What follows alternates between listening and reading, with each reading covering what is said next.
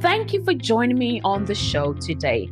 This is the Now Talks, a collection of inspiring personal stories and leadership lessons from some of the world's most iconic leaders. It is the weekly podcast for women in leadership, brought to you by Nations of Women. My name is Dr. Tina Allton, and I'm your host for today and the coming weeks.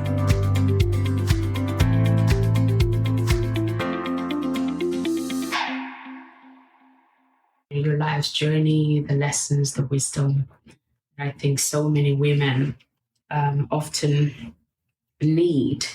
I certainly know that I've craved for it many, many times, but hasn't really had the opportunity to have it as often as I had needed it in my life. So I'm just so privileged to spend this time with you today. And hopefully, not just myself, but many other women around the world will be able to, take some of the wisdom that you have acquired as you have been doing your own life, but also as a woman, as a mom, as a leader, that we can find hope, especially in our world these days. And also find, I think, nuggets that we can apply, into our lives to be able to see the results that, it's supposed to bring. So just to kick us off, I'm here with my very good friend, my sister, my confidant, so many, things in between, Lisette Malmberg, all the way in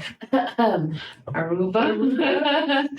Suffering so much. The beach, the sun, it's incredible suffering. If you ever feel like you need to, you haven't suffered enough in life, come to Aruba.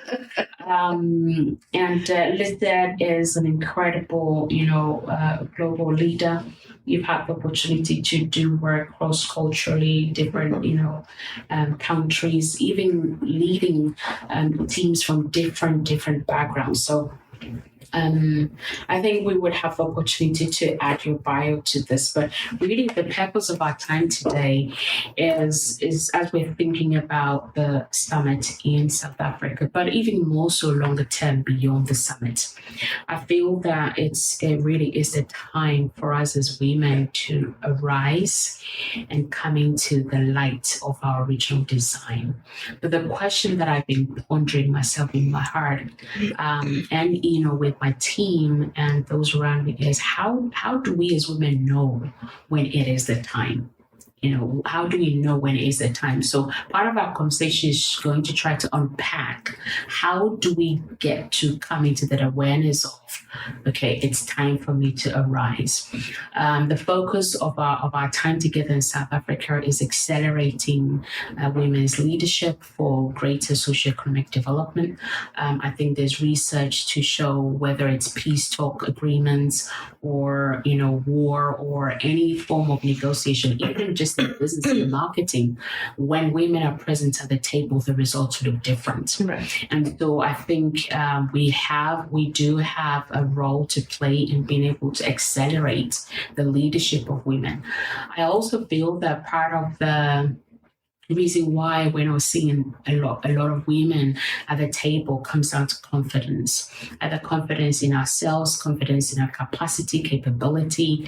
And sometimes that lack of confidence actually comes from, something in our head, or sometimes things we were told when we were kids. So again, we will try to unpack what is it that, stifles the confidence of women, or steals the confidence, or stalls, however we want to look at that. And there are 7 key areas that we are focusing on as we're thinking about how can we specifically accelerate the leadership of women. One is coming into the understanding of the power of who we are. Then, of course, the power of our presence, the power of our dream. There's so many dreams that I believe are in the hearts of many women, but it's dying. And so, what is the reason behind that? Why are the dreams not coming to be? We'd also think about the power of our words, that life and death lies in our tongue, but we often use our own words and our voice to even, I believe, sometimes curse ourselves. And particularly, I remember growing up in Africa where I don't think our moms or our dads really intend to, curse us or, give us psychological abuse, but I think it's just a cultural thing. If you did something silly, oh, you're so stupid, you're so, and those can sometimes become imprinted in our mind. That in itself can also, I believe, steal confidence. So we would look at that. And then the power of connection, that we all are a key to somebody else's breakthrough. We're all a product of somebody's connection. But often I find women don't like to open doors for other people access because somebody betrayed them, cut my heels, blah, blah, blah, But again, I think that mindset really needs to shift. And so our heart in this time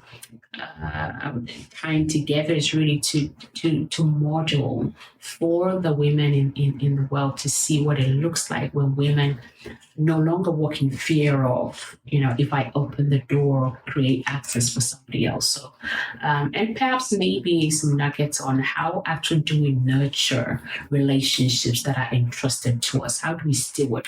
I think is the good stewarding relationships that, come to us. And then the power of community, again, because no one person's an island, you can't really get to your destiny by yourself. You need others. But how do you go that journey with others? How do we pull that veil down so that we can be real and actually receive what it is that is designed for us to receive within that community once that veil is torn? So I know I've said a lot, but I wanted to lay a really great, foundation to bring to our readers and our listeners a deeper understanding of not just the conversation for here, but really for the purpose, which is arise and shine, for your light has come. So with that said, I want to roll back to you, Lisette, and maybe just share a little bit about your life journey with our ladies. Well, first and foremost, Tina, it's a joy to spend this time with you. It's been absolutely wonderful. I love you so dearly, and I am so very proud to call you my sis. And to all those that are listening or that will be reading, just blessings out to you. As Tina has shared, my name is Lisette Malmberg. I am from the island of Aruba. And for those of you that may not know, Aruba is in the southern tip of the Caribbean, very close to South America. So about 15 miles off the coast of Venezuela and a little bit further away from Colombia. So we are actually the furthest south in the Caribbean. Aruba, just for your context, is part of the Dutch kingdom. So we form if you will, part of the Dutch kingdom of nations, and there are 6 islands in the Caribbean that are all Dutch as far as our background is concerned. So we speak 4 languages on the island. We speak Dutch as our official and legal language. We speak Papiamento, which is a mixture of Portuguese, Spanish, English, Dutch, African, and Indian. Beautiful language. We speak Spanish fluently, and we speak English. And so we're quite blessed because we have, on a very small island, we have over 150 nationalities that are living here. So Aruba is quite cosmopolitan as an island, but also quite multicultural and just diverse in our ethnicity. And so that provides a certain context for my background, if you will. I left home when I was very young. I left when I was 17 and went to university in America, and married quite young. Married at 20, barely graduate from university. But that did not work out. And a piece of advice to all of you: when your parents or those closest to you actually are saying, with a heart of love towards you, of course, and you need to discern that properly. But that really is not the partner for you. I was quite stubborn in those days, and this is the love, and this is it, and I don't care what my parents or anybody else says, but that's it. And that was, of course, a major mistake. So by 23, I was divorced, and quite heartbroken. And that heartbrokenness sent me on a very wild life. And so I came back home to Aruba. I lived in the States after my graduation and for the 3 years during my early marriage. And I came back home to work in our family company and help grow that company together with my brother and my father. And so, from that business perspective, where in the tourism business, in many, many branches of it, and employ close to 400 people and associates, and have businesses in quite a unique blend of services. For the entire Caribbean, our company is quite unique in that perspective. But I came back home heartbroken and engaged in a very permissive and very wild lifestyle until at the age of 28, I got cervical cancer. And basically, that was a wake up call for me. And so, thank God, it was treatable and I was able to recover within a period of time. But it changed my lifestyle. So, my lifestyle became much more focused on health and just taking care of myself. And I began a journey of seeking, not really knowing God. I did not come from a religious background or a Christian background. And my parents were people of high virtue and values and integrity, but did not know the Lord. And so I started a journey of just seeking. At the age of 32, I was actually surprised with a pregnancy with someone that I had met in business relationship at a time when our company was facing almost bankruptcy, and that ended up with my having my daughter as a single mom. I knew the relationship had no future, but I didn't believe that I had reason not to have her. I didn't believe, even at that time, not knowing God, I didn't really believe that abortion was the answer for me. And so I chose to have her. And that was one of the greatest blessings of my life. And when my daughter was 2 years old, I ended up in another relationship and my heart was broken again. This time it was the third time because I had had another relationship in the meantime, and that also did not work out. So thoroughly feeling as a woman, questioning my own, lovability, my own ability to have or hold a man, questioning my desirability. And women oftentimes, when relationships do not work out for a myriad of reasons, oftentimes blame ourselves. There is a saying that I heard recently, and it says, "In the absence of love and belonging, there is suffering." And I believe that is true for us as human beings in general. And so when my daughter was 2, I met this person and was in a relationship, and that really became, at that time, the love of my life. And after 6 months, I was devastated again.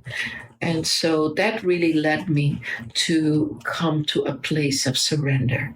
I realized this time, even though I'm quite strong-willed and quite resilient, this time I didn't have the inner strength to be able to, if you will, arise or heal myself from this. I was a single mom. I could take care of my daughter physically, but I really could not be there for her during this time emotionally. And one night at midnight, at an utter time of despair, I lifted up my hands in the shower and I said, if there is a God, come into my life and change me, heal me, and I will serve you for the rest of my days. Well, little did I know that he was waiting for that invitation. And the Lord came into my life. And actually, I had suffered from insomnia for about 2 decades, so a long period of time. And that night, I slept for the first time in a long time. The next day, a friend of mine came to my home and invited me to go to church. And we went to an Assemblies of God church. And there I formally accepted the Lord. But I believe the Lord was already in me and actually unveiled himself once I invited him in. And so began a season in my life of really seeking who I was, at the essence of my being, at the origin of my being, not finding my significance or meaning either in my accomplishments, which by then I'd had a career, say in tourism. We had built our company into actually a myriad of businesses, and the company was growing, even though struggling financially because of a closed financial market.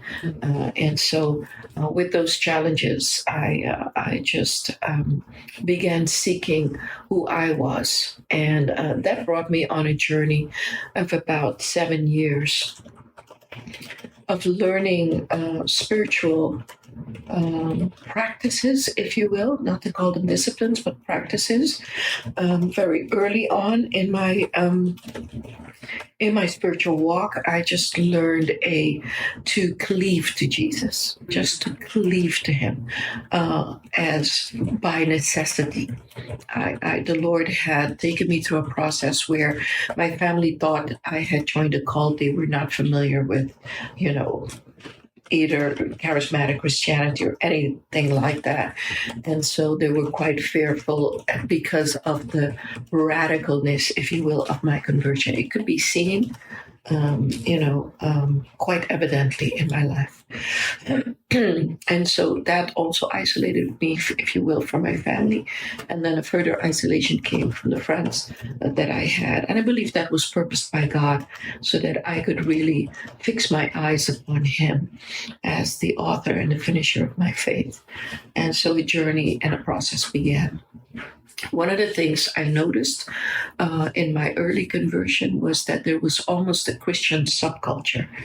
And so people didn't, in the world in which I moved, in boardrooms where I was oftentimes the only woman, in places of authority where decisions were made that shaped the direction of the nation, there were no Christians that I knew of. There were no people that understood that as well was a mission field. Right. That as well was a place of service. That any place really is a place of service and contribution. Whether it is that you have a passion for the arts, or you have a passion for business, or you have a passion for education, either formal or informal, or you have a passion for media and communications, or you have a passion for just family and social services, or government, or any of these areas are bona fide, legitimate places where we can serve others for their good, and where we can invest, if you will, the unique character, the unique personality, the unique gifts and talents that we've been given, and as we continue to develop them, to serve our community and to contribute to making this a better world in whatever way that can be. That doesn't always need to be big or broad. Sometimes it's just the little things, that we do with intentionality to serve and to love. And so that is just a little bit of my background. I know what it is as a business person to be in a position where the bank basically controls all of your assets, including our shares in the company, were collateralized. We were paying 13% interest per year on our loans, which was strangling the company and the ability to have the cash flow needed to continue to grow the company. And then in a pretty short period of time, we needed to grow the company because the hotel sector in Aruba was exploding, expanding, and so we needed to have additional access to capital, which put us in a very vulnerable position as we were waiting for these hotels to be constructed. But yes, we needed to make sure that our company was well positioned, and so that was a challenging time. It's a time of having the bank say every month we're not going to pay your employees, and really needed to stand in faith, believing, trusting that God was going to make a way of supply. And time again, He did. And so maybe in specific answer, because there may be people on this call that may not necessarily be people of faith or Christian faith. And so within that context is the sense that we need faith in everything that we do. You know, there is such a thing as natural faith. Yeah. So when you turn on the light switch, you have faith that the light's going to go on. Yeah. That is faith of sorts. Yeah. You know, it's just this belief, this inner belief of that things will turn out for good, that things that happen are meant for our good, even when the circumstance doesn't seem to be that way.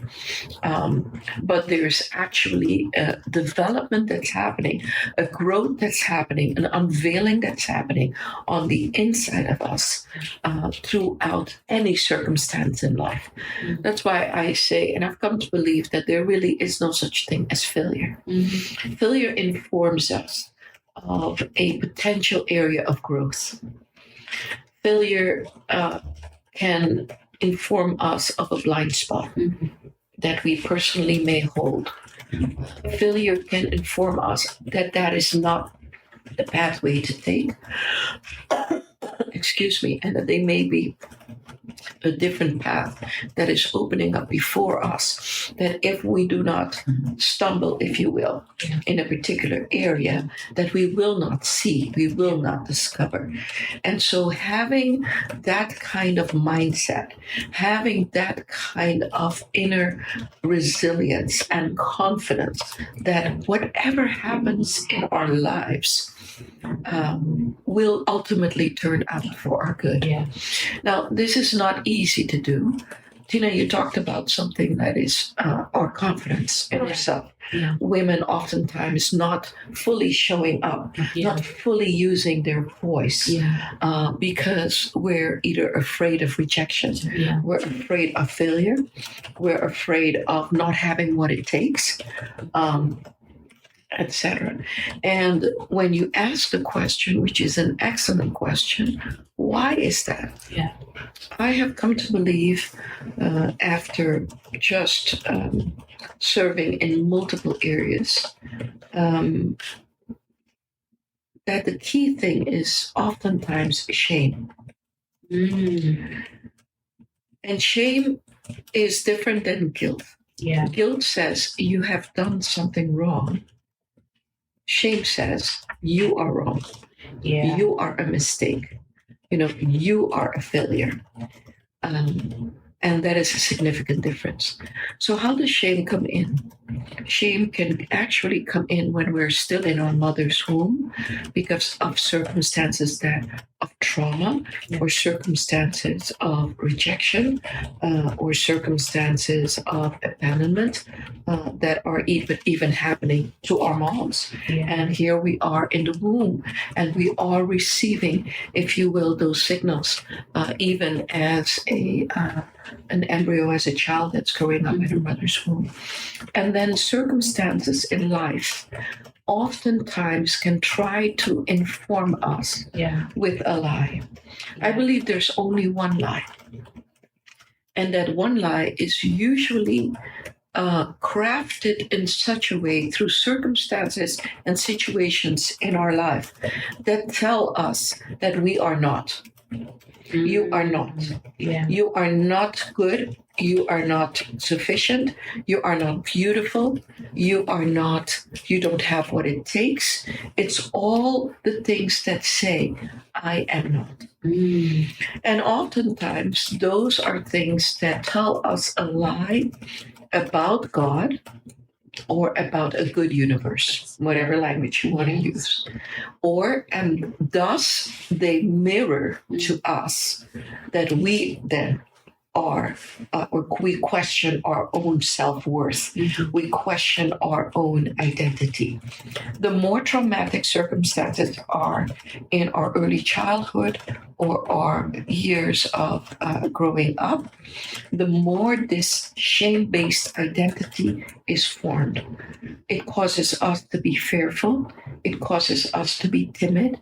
It causes us to not take risks in life because we do not feel that we are sufficient. Yeah. And so there's constantly this mindset that informs us a lie that replicates or repeats a lie to us, and that begins to create circumstances in our life. Yeah, that happened to me. For some reason, something slipped in my early childhood. While I had wonderful parents and a wonderful home, but something slipped in early childhood. It could be generational. I think in my case it was generational rejection, generational abandonment. And generational fear from my mother's side that said, you're not enough. So in me, it produced an effect of striving, an effect of a performance-based identity. So I needed to perform. I was always exerting myself to go the extra mile to make sure, basically a almost enslaving work ethic to overcome this feeling of not being enough, so constantly reading, equipping myself, etc., which in essence is good. But when the intent or the motivation is fear, then it becomes striving, then it becomes exhausting, then it becomes continuously trying to prove or validate my self-worth. And so I think that plays a big role for humanity in general, but for women in particular. And because women are so relational, because women are so meant to have this empathic and sensitivity towards others, we're just wired that way. It can limit us in our relationships.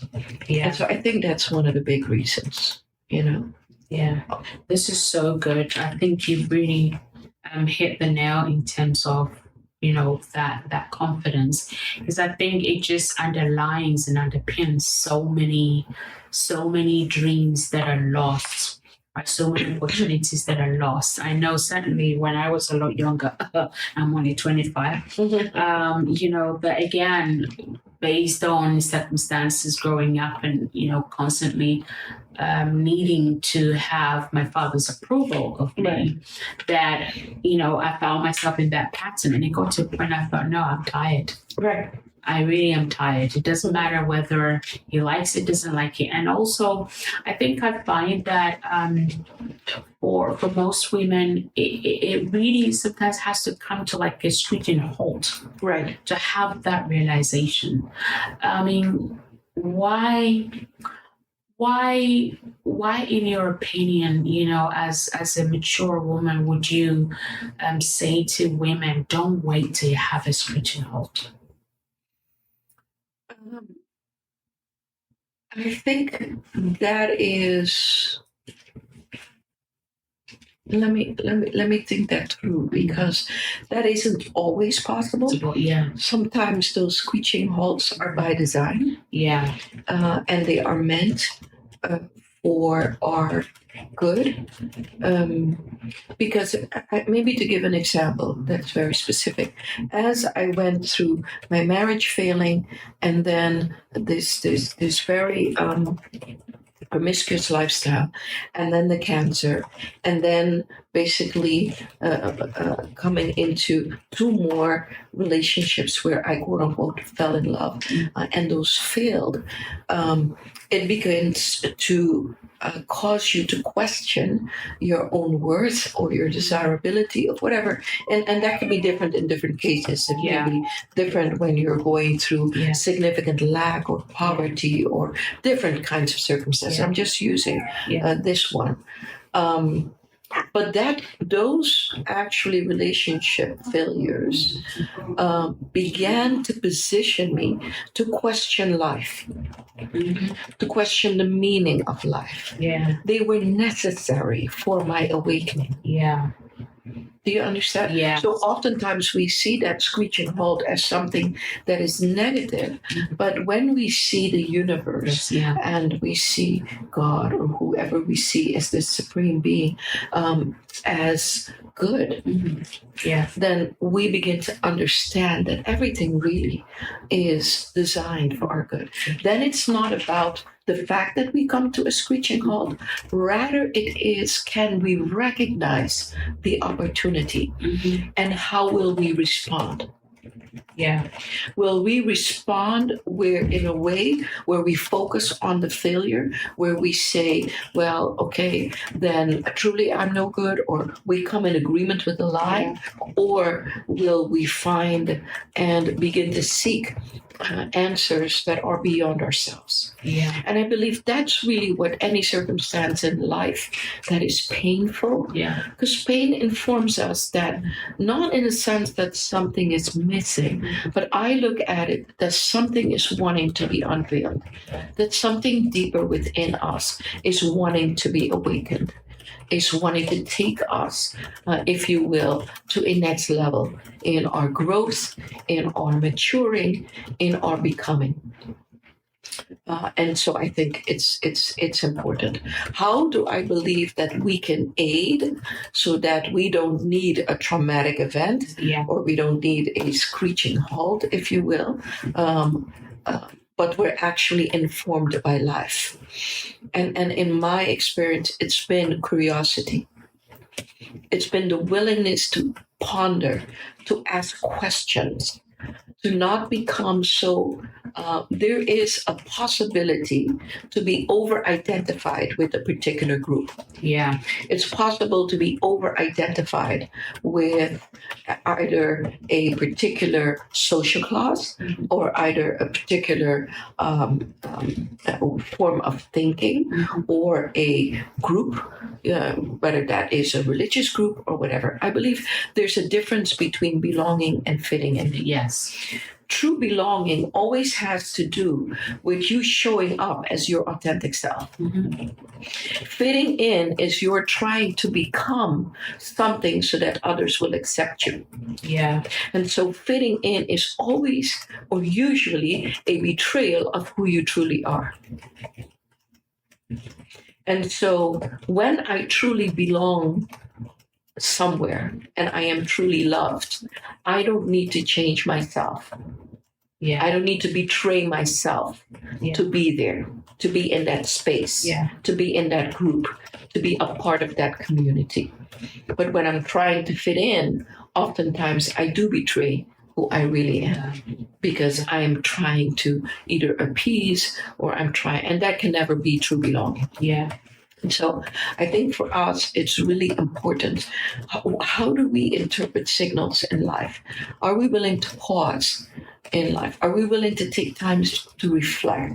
Any leader that does not have in their life the ability to sit still, the practice of stillness Yeah. as a regular discipline in life, we will not then have the ability to actually see things, to deeply reflect, to ponder, to ask ourselves questions, or ask questions of circumstances, or ask questions of the universe, or ask questions of significant others in our life. You know, and that means that we will always be defined by what others think, by others people's opinion, by what a very material world tells us about who we are. So no, thank you for that. I think you've already answered the second part of the question, in terms of the screeching halt, because I've also found that on the other side of the coin that, that is the very thing that overcomes the woman, because they're stuck in why me, why this, and this is not fair, and all of those. But you've already alluded to, if we flip the coin, that actually those are moments that you can either get stuck in that, or you can recognize, okay, there's an opportunity here. There is something inside of me that is wanting to awaken, wanting to arise, wanting to become. Right.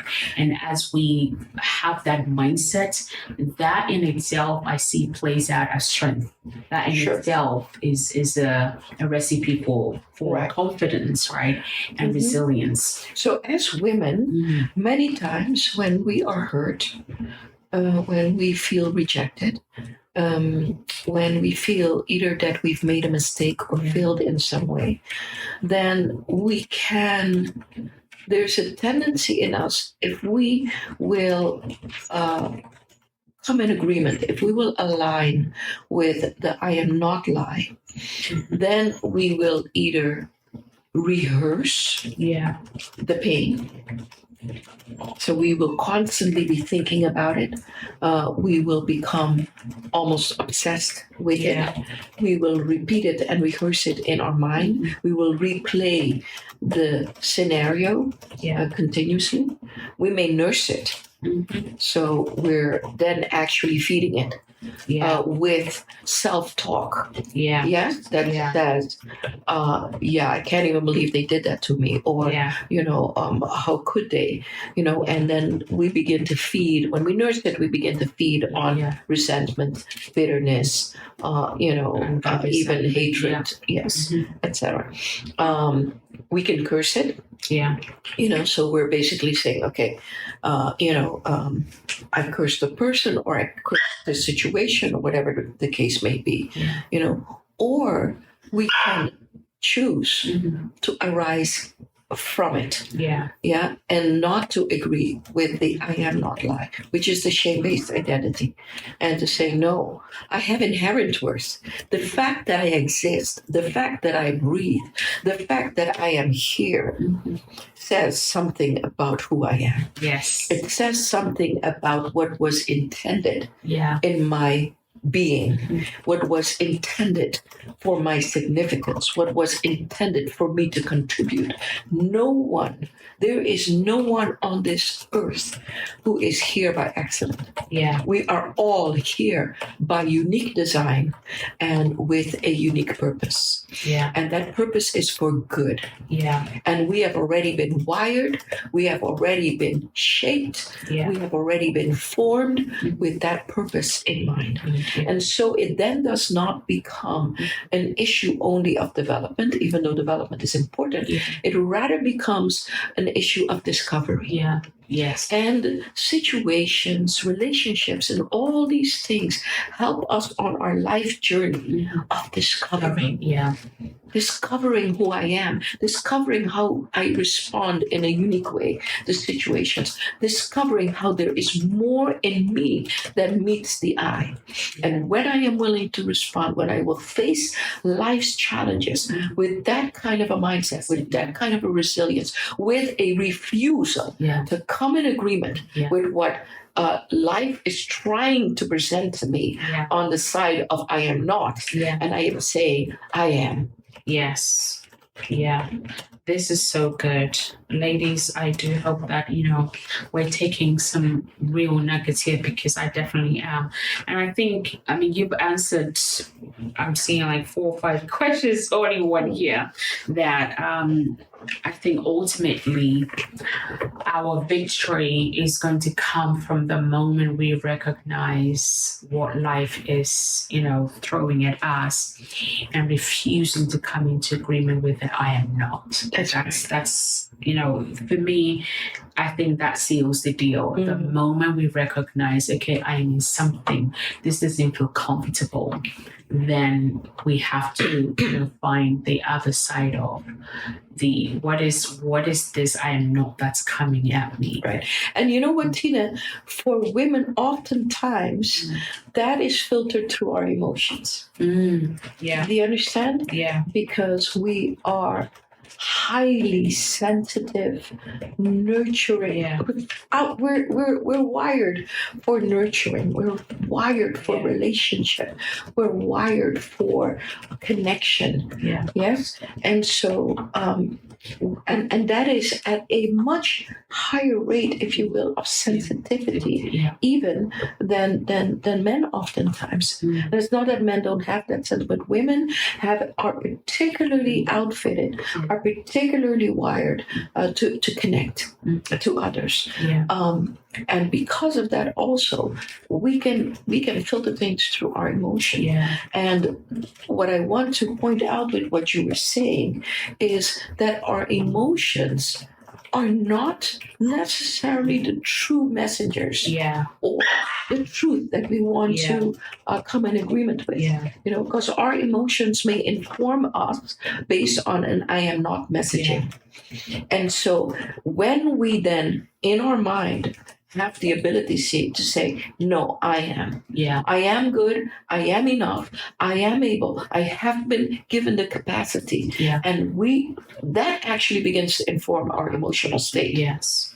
And having the ability and developing the ability to shift our emotions in a heartbeat. In the journey of life and the journey of maturity and even the journey of spirituality, that is quicker. So if it used to take me a week to get over a situation of feeling rejected or feeling angry or resentful or whatever, it now takes me 10 minutes. Yes. Do you understand? Yes. And it's basically because I am not coming in agreement when the messaging is negative. In any way, I know that it's not coming from a source that I need to agree with.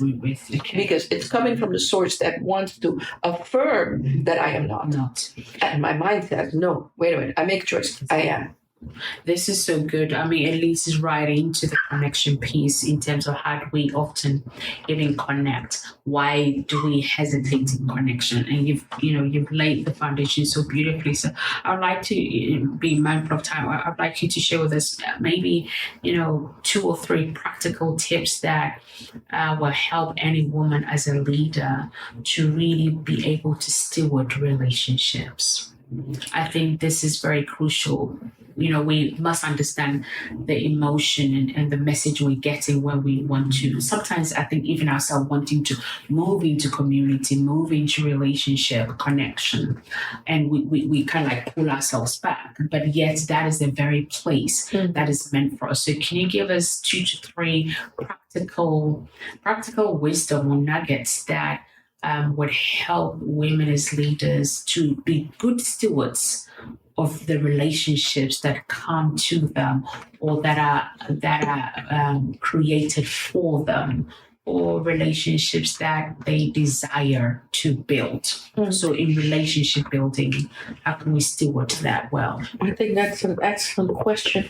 I think if I think of 2 to 3 things, one is recognize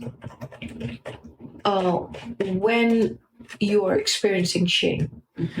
Recognize it. Shame comes upon us almost like a like a warm, I don't know, coating that Yeah. kind of, you know what I mean? Yeah. It's you feel it on the inside. So recognize that. When there is a shaming event in our life, because we made a mistake, because we said something that we should not have, because of whatever circumstance, be quick. Shame cannot bear exposure. Right. So rather than withdrawing in yourself Yeah. or wallowing in that mistake, Yeah. understand that that is actually can be used to your benefit. So one, expose it. At least have one or two people in your life Yeah. whom you can confess to and say, this just happened. Yeah. This is the way I feel. Okay. So one, recognize that shame. Yeah. Two, what is really important in relationships is both empathy, being able to allow ourselves, and women are again particularly wired for this, to feel deeply with others, and to allow that to flow. Yeah. And I think third, in terms of connectivity, to allow yourself to be yourself. Yeah. Yeah. Really, really, really discover that every day more. How are you? How am I? How do I show up? And you begin to feel, when am I at my best? When am I functioning and contributing at my highest level? Yeah. And make that choice that you're going to show up. Yeah. It actually, to a degree, is a choice. That I am going to confess when I'm feeling shamed, or I feel that I've made a mistake or whatever else. I'm going to share that with someone. I'm going to expose it, because the moment I expose it, it loses its power over me. I'm not going to hide away. I'm not going to keep it a secret. Second, I move in the world with an empowered heart that is open to others. Yeah. Often as women, we tend to compare and we tend to compete. And that's why a question you asked earlier, which is a very good one, why do we not, why women oftentimes don't create platforms or open to others? It's oftentimes because we're comparing, and the thing is, no one can compare to you. And no one can compete with you, because no one is you. Yeah. And when you're moving from an I am identity, there is a greater expanding freedom that comes to your life as you understand who you are and who you are not. Yeah. Because both are important. Because I have a particular thing that I bring to the table. The more I hone in on that thing that makes me so unique, and at my uniqueness is genius level. Yes. That's who you are. Whoever you are that are listening to my voice, listen to me. You are in your uniqueness, a genius. And the more we get to that sweet spot and we show up as that, the more we contribute. The more people will begin to seek us out for that very thing that we are. It's not only what we do out of being, out of the essence of our being. And so that becomes more and more, I don't want to say marketable, but certainly it is more recognizable. Yeah. It shows up in a way that adds value to any space that we're in, because we're showing up as that we are. And so that adds value. And I think ultimately, if that's our intention in life, that our intent is to love, to show up as our authentic self, and in that to serve and add value, then I believe you will see this rhythm of a life that begins to create opportunities for us to show up more significantly. Wow, this is so, I'm like, okay, this is, it's incredibly enriching. So in our final minutes that we have left, I know that you're a woman that walks in purpose. You know exactly your purpose, what you created for, called for. And of course, course, over time, it's changed, but I think the essence of it remains the same. So, what would be your final word for women, really from the perspective of empowering them to arise in their purpose, to shine in their purpose?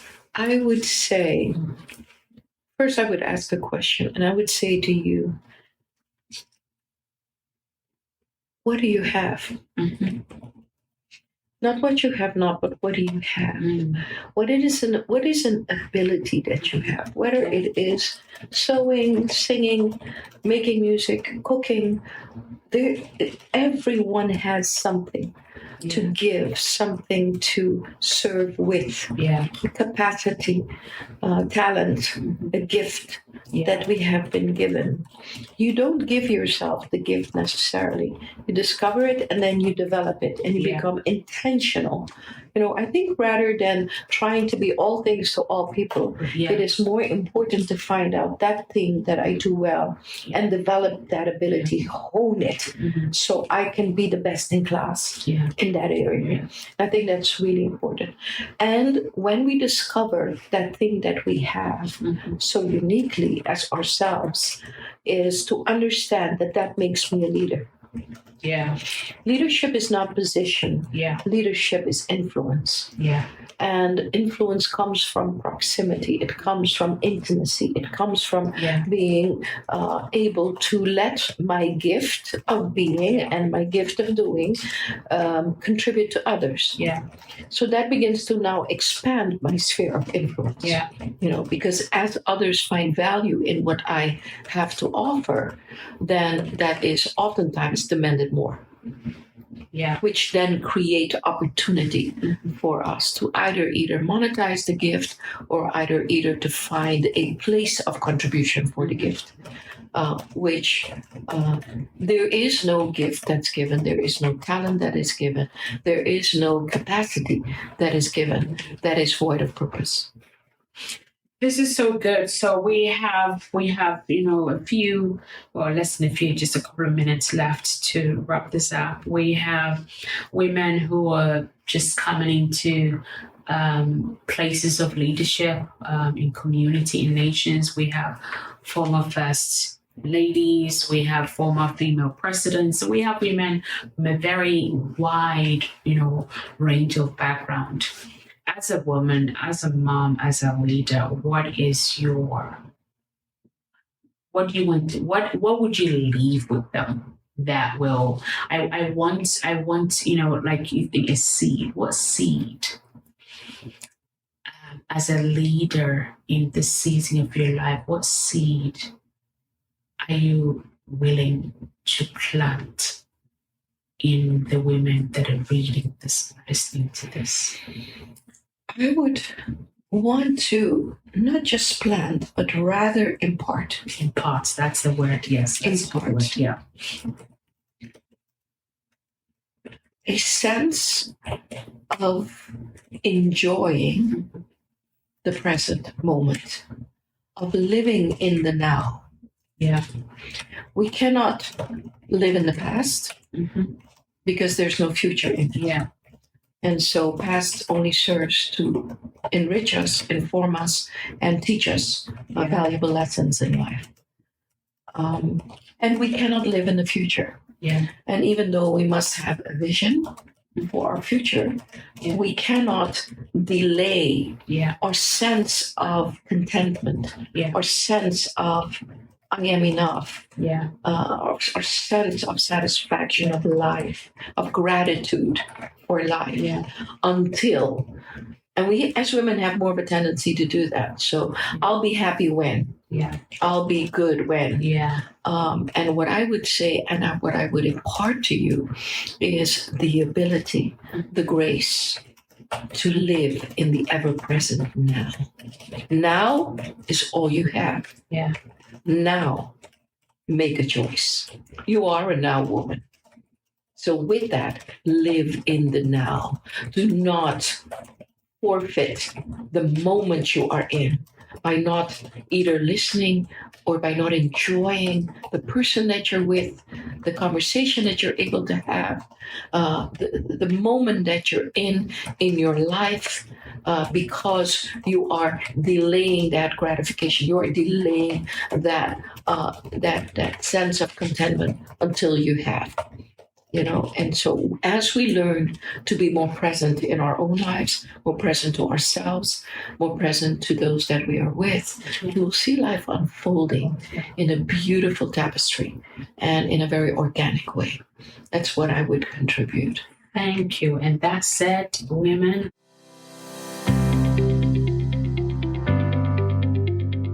And that's all for this week. You've been listening to Dr. Tina Allton with the Now Talks, the weekly podcast for women in leadership, brought to you by Nations of Women. All that remains is for me to say have a fantastic week, stay safe, and reach out if you need any help now at nationsofwomen.com.